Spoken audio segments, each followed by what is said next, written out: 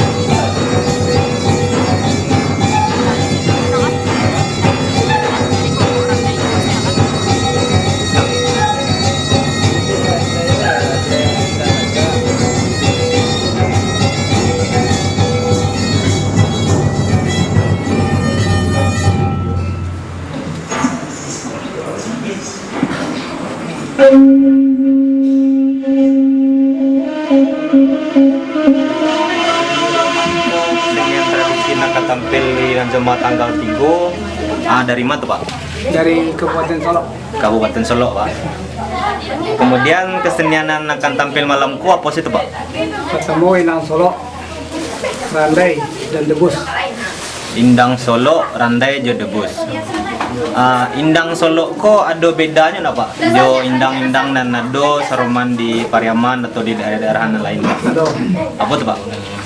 Yang pertama Indangko di Tibo di Solo dulu memang dasarnya dari Dangsamo, itu dari Aceh sampai ke Pariaman, kemudian naik ke Solo. Tapi di Solo itu lagi kreasian, dulunya di kreasian, jadi dirubah.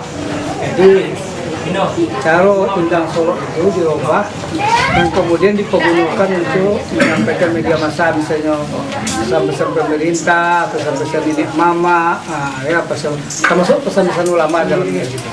Cuman dengan cara indang yang dilakukan itu poinnya aturannya berbeda, jadi lagi dirubah, dia agak bedanya jauh dari main baik permainannya sudah berbeda, baik pun gua Arabana sudah berbeda. Jadi jumlah gua Arabana yang ada di Solo itu 9. Jadi 9. Ada namanya gua Kereta Melati, ada namanya gua Momongan, ada namanya gua Rapulai, ada namanya gua 9, ada nama guanya Singgalang. Jadi itu udah berbeda dengan yang dari. Jadi kesenian indang yang dari Solo kok walaupun sama-sama datang dari Aceh atau daerah pesisir, Ya. Sampai ke daerah dari mana, tetap tiba di daerah Solo itu Beko tetap ada modifikasi melihat berarti ya Pak ya. Ya, no. Kalau secara penggunaannya tetap menjadi media penyampaian seperti pesan-pesan dari nenek mama, ulama atau tokoh masyarakat itu ya Pak ya. Masuk ke randai Pak. Randainya katanya ada lo bedanya dari randai dan ado di daerah lain Pak. Mbak Alam ada itu Pak. Kalau randai dan raso itu bukan beda randai enggak. cuma beda misalnya gerak langkah apa segala macam itu kan menurut ajaran masing-masing guru. Itulah diciptakan di bawah beda. Tapi yang randai itu seluruh Sumatera Barat tidak beda. Karena yang himpunan kesenian Sumatera Barat itu terkandung dalam randai. Unsur randai itu yang terkandung di dalam randai itu sudah terkumpul ke seluruh kesenian di Ado yang di Minangkabau. Tari Ado dalam randai, silat Ado dalam randai, teater Ado dalam randai, dendang Ado dalam randai, tarian pun Ado dalam randai. Jadi sudah menyatu menjadi sebuah randai. Dia menurut cerita atau guru yang menerang kepada kami, randai ini berasal dari daerah pesisir juga, daerah pesisir. Yang sampai ke daerah itu dari daerah pesisir, dari Priaman. Karena unsur kesenian keseluruhan yang dikembangkan sekarang itu tidak lain untuk membawa agama ke dalam Minangkabau. Jadi untuk mengembangkan agama dalam Minangkabau. Kemudian kalau debusnya sendiri, Pak? Debus kalau debus ya berbeda ya lain. Ya, baik punya debus di Pulau Jawa, baik pun debus yang ada di daerah Sumatera Barat beda ya. Makanya berbeda. Iko didapatkan dari ilmunya pengetahuan yang didapatkan dari seseorang syekh yang mengajar ilmu tarikat. Jadi ada seseorang syekh dulu zaman itu seseorang syekh yang mengajarkan di surau. Surau itu kalau bahasa lamonnya itu pakai loteng itu, jadi dia atas loteng itu meletakkan benda-benda yang berharga atau alat-alat yang berharga seperti buku-buku pelajaran yang pokoknya yang tidak bisa diganggu oleh murid. Jadi kemudian seorang guru itu mengadokan sebuah tangga atau janjang yang diberi anak tangga itu dari golok. Nah, jadi sehingga murid-murid yang lain itu tidak bebas yang naik ke lagunya kan. Nah, terkecuali minta izin kepada seorang guru. Jadi akhirnya itu dari sini kami pakai, kemudian kami pelajari, kemudian kami jadikanlah untuk sebagai alat kesenian tradisional yang disebut debus. Jadi bukan debus ya. Di bedanya kalau debus yang lain baik di daerah Pulau Jawa maupun di Sumatera yang lain sampai ke Sumatera Barat yang bisa berdiri di atas golok atau dibakar atau semacam itu adalah murid-murid yang ikut serta. Itu yang biasanya yang dikerajaukan di debus-debus yang lain. Tapi kalau debus yang ada cantikan malam begini, seandainya penonton atau orang lain yang kepingin naik ke janjang tadi, itu disilakan. Itu bedanya. Siapa yang ingin naik kacau yang membaca itu silakan. Kemudian kalau Nanapak Rason sendiri, Pak, kan di Sumatera Barat kok laweh, Pak? Iya. Perhatian pemerintah terhadap kesenian tradisi yang ada di Sumatera Barat sendiri, baan dan Pak Rason gitu. Nah, kalau yang Pak Rason kan, ya, kalau Pak mungkin agak lama merasakan hidup di bidang seni ya, atau budaya. Cuman di kini pemerintah sekarang mulai sudah mengadakan perhatian kepada seni-seni budaya yang malah hampir punah di negeri kita. Jadi kini pemerintahan negeri lah mulai atau pemerintahan kabupaten lah mulai meminta poinnya. Lado perhatian banyak. Lado perhatiannya di sehingga lah di sport untuk melatih diri. Ada tumbuh-tumbuh dari anak-anak muda yang ada di satu kumpulan, satu negari atau satu desa. Inilah didukung atau dibantu atau diadokan untuk dukungan dari pemerintah daerah itu sendiri. Kemudian minatnya muda-muda untuk tak melestarikan kesenian yang Pak Binajo rekan-rekan gini kok Pak, itulah yang kami kini bau saw keren ya, karena minat generasi muda itu agak mulai pudar di bidang seni tradisional ya. Beberapa banyak tradisional yang ada di daerah Sumatera Barat atau di daerah Jawa itulah mulai pudar. Bayi pencak silatnya itulah kalah secara kalah ilmu-ilmu yang datang dari luar, misalnya kalau silat itulah bela diri, seperti karate, judo, kungfu atau gulat itu. Banyak generasi muda minat kepada apa yang lain itu.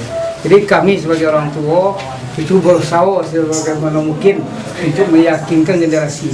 Makanya kami munculkanlah debus untuk membuktikan bahwa di Sipogoda ada yang kurang.